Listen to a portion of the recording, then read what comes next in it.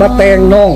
10,000แล้วก็ค่าดองนี่แล้วก็สิปุกเคือนปุกซานนี่อยู่น้ำกันโอ้กับผู้ซี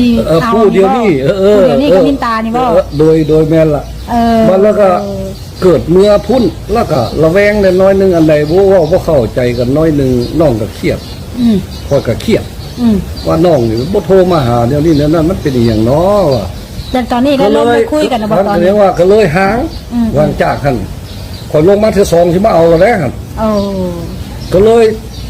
ห้อยเว้าบ่เข้ากันเนาะขอกระถามว่าน้องเฮ็ดจังได๋สิบ่เอาบ่เราบ่เอาก็ได้พอก็เลยไปซอกเอาผู้ไหมแล้วมาพ่อน้องสมหวังนี้พ่อน้องสมหวังนี่ก็เฮาบ่เว้าไปหลายดอกมีแต่ว่าเราเจ้าเป็นคนงามเนาะพอเห็นเจ้าจะเป็น YouTube เอาอยากได้เจ้าแล้วเดี๋ยวนี้เราว่าเอาก็เอายุงสั่นมาแล้วก็มื้อหน้ามื้อในมาแล้วก็มาหาพ่อหาแม่แล้วก็เลยเอาสินสอดวางลงในบ้านมาว่ากันเลยมือหน้ามาก็สู้ขวัญหลงอยู่น้ำกันได้คือตามเรื่องนั่นแหละเศร้ามือพ่อเดียวแต่ว่าเคยเห็นเราแล้วเราแม่เราก็เป็น YouTube แม่เราก็เป็น YouTube นำเข้าไปตลอดเรื่องนี้เนี่ยตัวนี้นี่ว่าบ่เกี่ยวกับเรื่องนั้นเกี่ยวแต่เรื่องน้องมินตานี่ขอให้ทุกคนเข้าใจนะผู้นี้เสียเอาบ่ให้เว้าเรื่องโลโลเลมาอยู่กับใจคอยมากชีวิตของคอยมากนั้นคนต้องเฮ็ดมันสิเป็นอย่างอย่าตายมื้ออื่นนี่คอยก็สู้ไปให้ฆ่าตายก็ยอมอยู่เมืองอเมริกาคนดีๆนะมีกินมีอยู่ยังสิมาตายอยู่ดิเดี๋ยวนี้ปักชีวิตกับน้องนี่ขอโทษน้องเอ้ยก็ยังว่าฮักเราหลายสิเอาไผสิเว้ายังกะยามันละบ่เว้าให้น้องผู้นี้ให้เราเสียใจเราบ่ฮู้จักหยังเดี๋ยวนี้น่ะให้เข้าใจเราแล้วเราก็สิเข้าใจค่อยแล้วก็ปรับปรุงเข้ากันคือเก่ายังเครียดอยู่เครียดหลายว่าอ้ายไปออกนี่เขาออกแล้วเขาเว้าใส่น้องหลายแล้วน้องเสียใจเดี๋ยวนี้นะอ้ายเอ้ยคือเห็นแนวนั้นเขาจึงคอยมาปรับใจให้เข้าใจนั่นแหละทุกคนเข้าใจเราบ่เว้าให้เราคิดไปแนวนั้นว่าผู้สาวซ้ำน้อยให้สิตัวดีมันไปเรื่องไปจังซั่นแล้ววันนี้น้องเพิ่นก็เลยมาเห็นคลิปก็น่าใจตัวนี้ใจแม่นความเราบ่ให้ออกเรื่องนี้ล่ะทางอ้ายน่ะคิดดีแล้วว่าสิเอากับผู้นี้เนาะก็จังคอยออก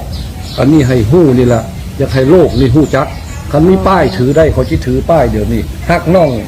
มินตาแห้งเดี๋ยวนี้คือเสน่ห์เล่าแล้วเดี๋ยวนี้ค่อยสิเอาเดี๋ยวนี้ไผเว้าหยังก็อย่าด่าค่อย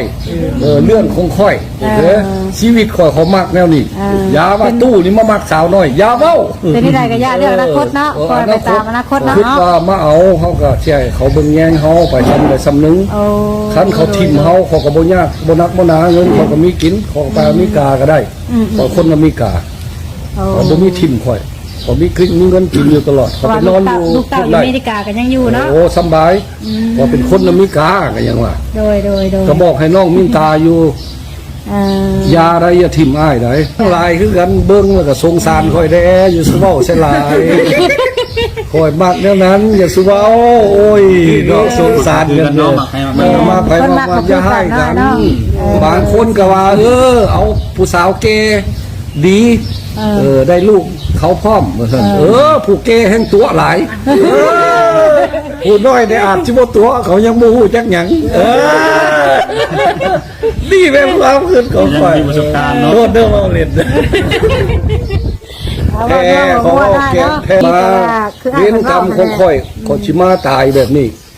อยู่อเมริกาเขามีเบิดเทือนซันมีกินมีอยู่บ่มีทุกข์จักหน่อยข่อยยังชิมาเอาชีวิตมาทิ่มให้เขาด่าอยู่ดิด่าก็ด่ายอมรับมัน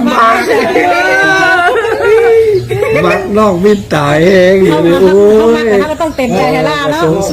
เสน่ห์หรือแจ้งอยู่ก็ยังมาเมาอยู่ถึงเสน่ห์น้องมินตาเลยนะดิโอ้ยตายแล้วยก